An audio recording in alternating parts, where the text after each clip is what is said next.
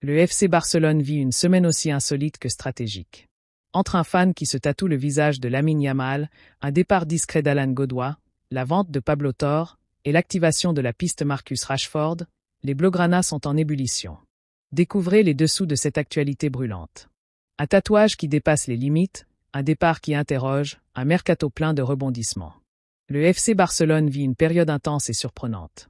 Entre passion dévorante et décisions de coulisses, voici tout ce que vous devez savoir sur l'actualité brûlante du club catalan. Lamine Yamal, 17 ans à peine, fascine le monde du football. Mais récemment, c'est un événement totalement inattendu qui a propulsé son nom dans les tendances virales. Un fan catalan du nom de Luismi, fidèle du Barça, s'est fait tatouer le visage entier de Lamine Yamal sur la cuisse gauche. Un geste fort, déroutant, immortalisé dans le célèbre Paul Tattoo Studio. Interviewé par El Demarque, Luismi ne cache pas son émotion. C'est le meilleur, une machine. Même les fans du Real le respectent. Il mérite le ballon d'or, et j'espère le tatouer aussi. Le tatouage, réalisé en 6 à 7 heures, reprend chaque détail du visage du prodige, de sa coiffure bouclée à son regard déterminé. Un hommage permanent à celui que beaucoup considèrent déjà comme le successeur de Messi. Mais la passion peut-elle parfois franchir la frontière du raisonnable? Les réactions sont partagées. Certains saluent la ferveur, d'autres y voient une forme d'idolâtrie excessive. Dans les couloirs du club, une annonce se prépare. Le numéro 10, laissé vacant par Ansu Fati, sera remis à Yamal.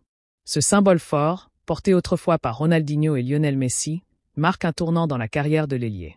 L'annonce officielle est prévue pour le 13 juillet, jour de son 18e anniversaire. Un héritage lourd de sens. Une responsabilité qui pourrait aussi servir de tremplin. Dans l'ombre de cette actualité éclatante, un autre dossier est passé plus discrètement mais non sans importance. Alan Godoy, 22 ans, quitte officiellement le FC Barcelone. L'attaquant prometteur est prêté en Primera Liga jusqu'en juin 2026. Blessé une partie de la saison dernière, il n'a pas pu éviter la relégation de la réserve du Barça. Son départ était prévisible, la Segunda Fédération n'offre pas un cadre compétitif pour un joueur de son profil. Le Barça garde cependant une porte ouverte. Godoy reste sous contrat jusqu'en 2027, preuve que le club espère une montée en puissance du joueur en championnat portugais. Autre mouvement officiel, Pablo Torre quitte le Barça pour le RCD Majorque. Un transfert évalué à 5 millions d'euros, assorti de 50% sur une éventuelle revente future. Formé à Santander, Torre n'a jamais trouvé sa place à Barcelone malgré des prêts à répétition. Ce transfert est un nouveau départ pour lui, dans un environnement plus adapté à sa progression. Il aurait décliné l'intérêt de l'Ajax Amsterdam pour rester en Liga. Suite au refus définitif de Nico Williams, qui prolonge avec Bilbao jusqu'en 2035, le Barça active son plan B, Marcus Rashford. L'attaquant de Manchester United, en difficulté dans son club, serait prêt à des sacrifices financiers pour rejoindre la Catalogne. Un prêt avec option d'achat est à l'étude, permettant de respecter les contraintes budgétaires imposées par la Liga. Selon Foot Mercato, les discussions sont sérieuses, avec une volonté affirmée du joueur et une ouverture de United à négocier. Le profil explosif et polyvalent de Rashford plaît au staff catalan, d'autant plus après l'échec du dossier Luis Diaz, jugé trop coûteux. Ce mercato est révélateur de la nouvelle stratégie de Barcelone. Maximiser les options de prêt, éviter les dépenses massives, tout en sécurisant des talents via des clauses de revente ou de rachat.